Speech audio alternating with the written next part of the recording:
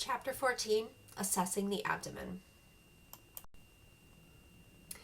Functions of the abdomen. The abdomen is a complex and challenging region of the body that communicates with many different systems. It contains many of the vital organs, such as your stomach, your pancreas, your spleen, your liver.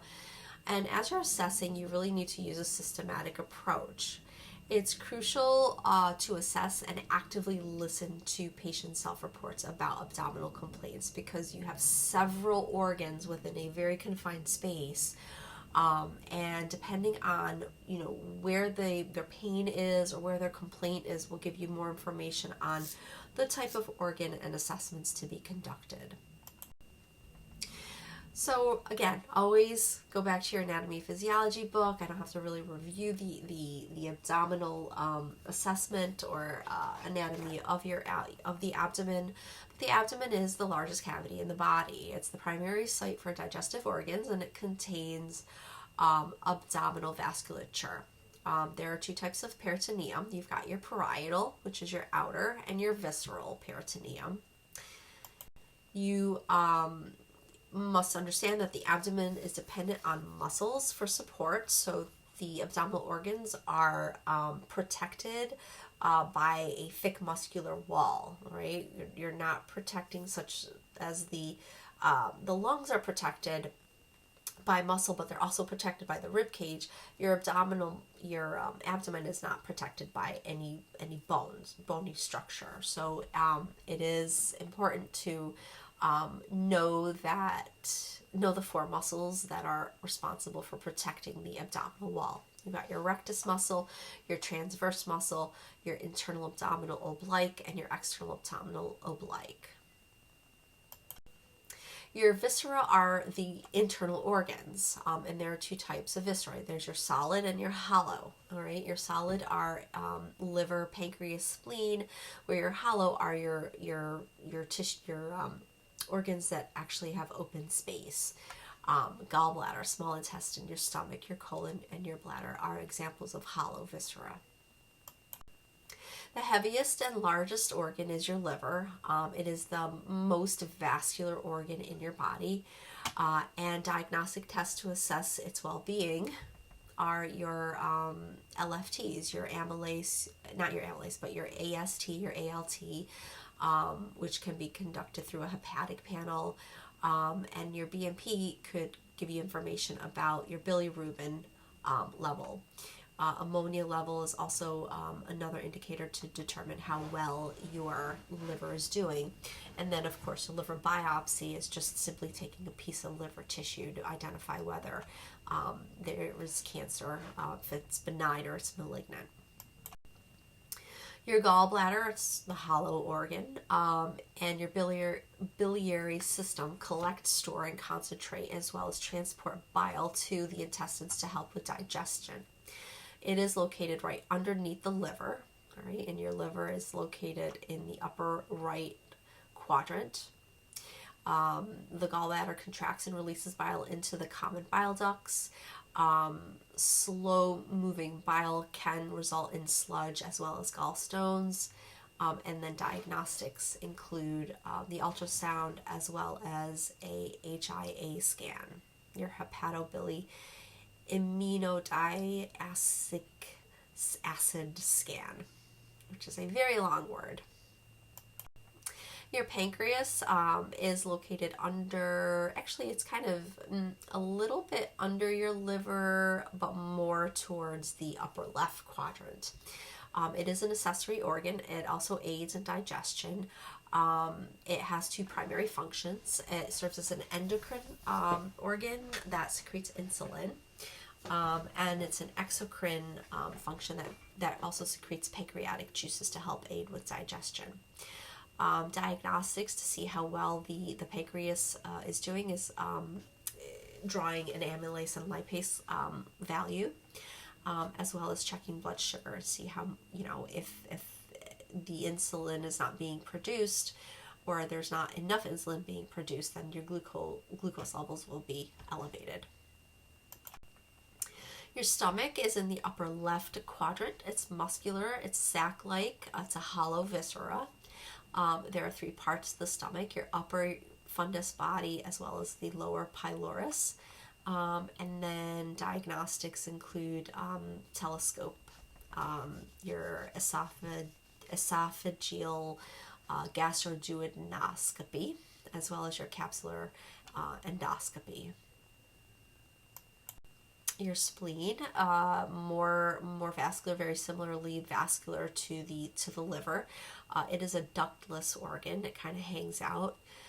It's the largest lymph organ in the body, and you can kind of gauge how well the spleen is doing by conducting a complete blood count and looking at your red blood cell features. The small intestine is composed of 3 parts: your duodenum, your jejunum, as well as your ileum. Duodenum is right at the level of the stomach. The jejunum is the middle, and the ileum is the lower segment of the small intestine. It is contained in the central and lower parts of the abdominal cavity and help to digest and absorb nutrients. The large intestine meets the small intestine, and you've got your ascending, transverse, descending colon, as well as your sigmoid colon, which is closest to the rectum and the anus. And of course, the primary function is, after all the food has been transported through the small intestine, the large intestine collects it and then starts to absorb water and electrolytes. And then your appendix, which is really an appendage, really has no function at this point. There used to be a function, but it no longer has a function. But it still exists, and it's in the lower right quadrant, right below where the small intestine meets the large intestine. And pain in the lower right quadrant usually is indicative of maybe appendicitis. Diagnostic tests for your gastrointestinal system include stool analysis, occult blood test, stool for culture, barium enema, a sigmoidoscopy, colonoscopy, as well as a CT. Your kidneys and your bladder are also considered part of your gastrointestinal system. The kidneys lie in the back part of the upper abdomen. The right kidney is lower than the left kidney because the liver is located there. The kidneys perform many functions, including removing waste, balancing fluids, hormone secretion, vitamin D production, and they control also production of red blood cells. Your bladder just holds urine, and your ureters transport urine. And then diagnostics to assess the renal system include BUN creatinine, which can be drawn from your basic metabolic panel, your GFR, as well as a bladder scan to identify how much urine is in the urinary bladder. And it's simply similar to an ultrasound. When you're collecting a health history, you want to collect information from their past medical history, surgical history, exposure to environmental toxins, psychosocial history, any allergies, are they on any medications, what is their bowel and bladder habits like, and these topics could be very sensitive in nature, so patients might be kind of hesitant to really respond, but it's important to tell them that you want to collect as much information as you can so that you're able to identify what's going on, and it's important to develop a rapport with your patients when you're really asking these questions. Again, past medical, surgical, psychosocial, medication. You want to ask them about their weight loss, weight gain. Are they on a diet? Are they intentionally losing weight? Have they not intentionally lost weight? And how much? What is their appetite like? Has there been a change in their appetite? Are there any factors affecting their appetite? Do they have any food allergies? Are there any cultural considerations? Do they have any difficulty speaking, swallowing, chewing? Are they nauseous? And then the old carts of nausea, vomiting. What does their vomit look like? Hematemesis is just blood in their vomit. and projectile vomiting is just vomiting violently. You want to talk about their hydration status. How much water do they consume in a day? Are they voiding? How frequently are they voiding? Patients who are have prolonged vomiting are very much at risk for dehydration. And just go back to your skin assessment to identify ways to identify someone who is dehydrated, such as skin turgor, skin moisture, scaling of their skin, dry lips. Look at their mucous membranes, and that can tell you information on dehydration. You want to ask them about heartburn, indigestion. When does it start? When does it usually occur? After what type of foods do they eat? Do they have a history of gastrointestinal reflux disease? What do they take? What medications do they take? Does it help? How frequently do they take it? Do they have any pain? Where's the pain? How often? What type of pain is it? Are they constipated, or do they have diarrhea? Normal. What is normal to them? What color is their bowels? How frequent do they have a bowel movement? Do they notice any blood in their stool? Are they using any medication to help with bowel movements? Are they using laxatives? Flatulence? Are they having problems with gas? Are they bloating? Do they constantly belch or burp? How frequently are they urinating? Are they incontinent? Do they have any back pain or difficulty starting to urinate? Does it burn when they pee? Do they have any flank pain or renal or colic pain? Are there any skin changes? Is there any jaundice? And jaundice could be related to hepatic issues. Have they been out of the country recently? Have they eaten any unusual foods? Have they noticed if they're developing frequent episodes of diarrhea, abdominal pain with like unknown etiology? You're always going to go through the sequence of inspection and then auscultation before you percuss and palpate when you're conducting an abdominal assessment. Because you want to auscultate and listen to the bowel sounds. If you percuss and palpate, you might elicit changes in their bowels, and when you then go to auscultate, you might provoke more bowel sounds than you really should. So you always want to auscultate before you percuss and palpate, only with the abdominal assessment. You want to instruct the patient to empty their bladder first, having them lay in the flat supine position, put their head on a pillow, arms at their side, try to get them as relaxed as possible. Nice thing is to have them flex their knees up a little bit, because that can give them a little less tension when you're doing an abdominal assessment. And you're only exposing their abdomen. You're covering up the rest of their body, because you don't need to expose their legs or their upper body when you're doing an abdominal specific assessment. You should warn them, if there are any pain, kind of tell them that you're only going to assess the non-painful area first before you get to the painful area. And then you want to map out their abdomen, divide their abdomen into quadrants, and really try to visualize what organs are under each of the quadrants. And you can use the 4-quadrant or the 9-quadrant region. And this is the example of what this looks like. The 4-quadrant is your upper quadrants, left and right, and your lower quadrants, left and right. Where your 9 region is, you're talking about the epigastric, your umbilical lumbar, and then your iliac hypogastric.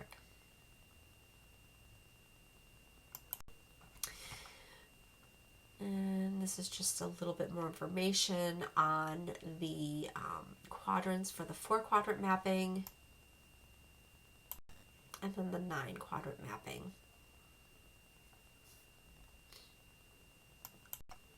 When you're inspecting, you want to, again, just like with the pulmonary system, you want to do a complete assessment. You're having the patient in there laying flat. You want to look anteriorly and then at eye level, looking for the contour, shape, and symmetry of the abdomen. You're looking for size and position of where the belly button is, your umbilicus. Identify any changes in their skin color, look for any lesions, veins, hernias, and look at their hair distribution. That's all part of your inspection of the abdomen. You're also assessing for movements of their abdomen, pulsations, as well as peristalsis. And this is just an example of how to look at the abdomen. Again, eye level. I want to see you perform an eye level assessment. And their abdomen could be flat, scaphoid, rounded, or protuberant. And protuberant usually is a pregnancy belly, kind of, sort of. And normal findings, that could be either flat or a little bit rounded.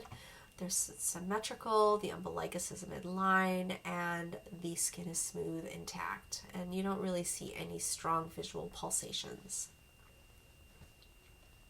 Your abnormal findings are listed on the side. Cullen's sign is simply bleeding in the umbilical region. So you'll notice a black and blue area around their belly button, and that can indicate intra-abdominal bleeding.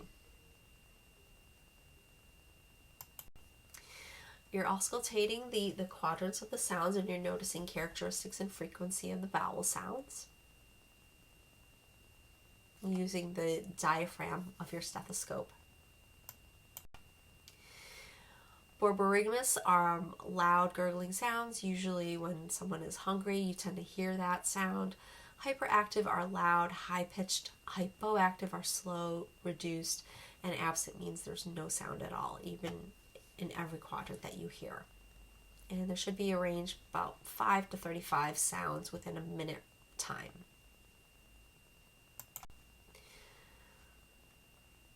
And those are your normal findings. This actually should be normal 5 to 34, and then your abnormal is your hyper, your hypo, and then no vowel sounds. Auscultating vascular sounds is another part of your abdominal assessment, and you're simply assessing normal patterns of blood flow using the bell of your stethoscope, not the diaphragm, but the bell, and you're listening over the aorta, which is kind of in that epigastric area, renal, iliac, and your femoral arteries. And your femoral arteries are lower in the groin area. Normal sounds are no bruise, which is kind of a blowing, kind of a sound. You don't want to hear any of that. You just want to hear a nice even flow of blood. Percussing sounds is very important. You'll hear both dull sounds as well as tympanic sounds when you're conducting those, that assessment in the gastrointestinal region.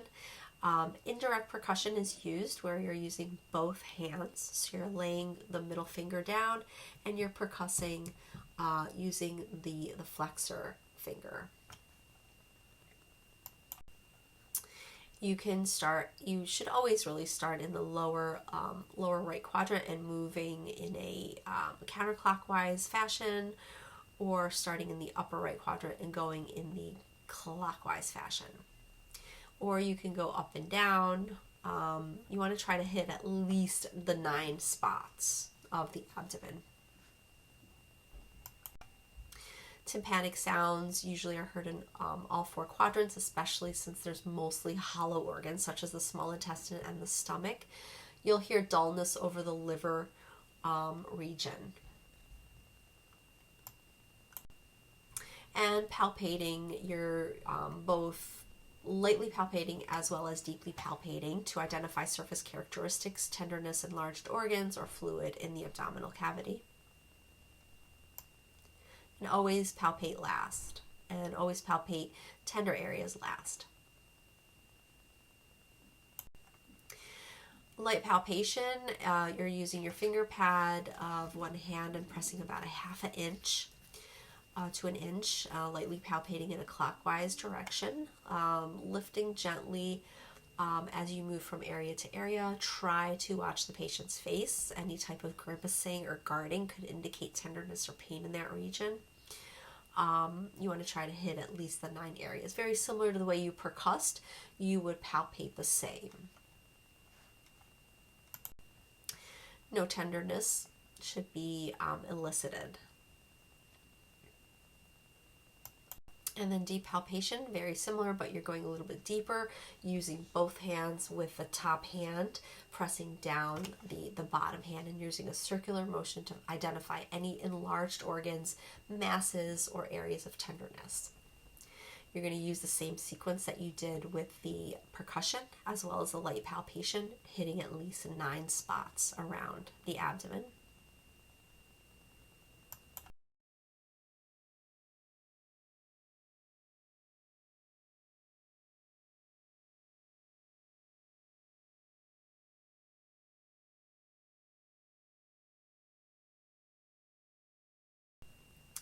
And these are just examples of what it looks like. So light palpation, you use one hand.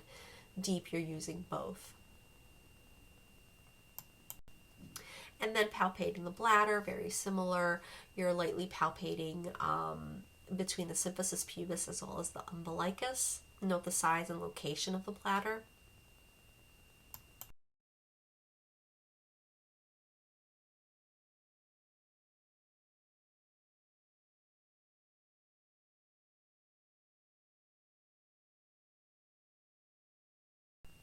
And then percussing the flank areas or the costovertebral or the CVA.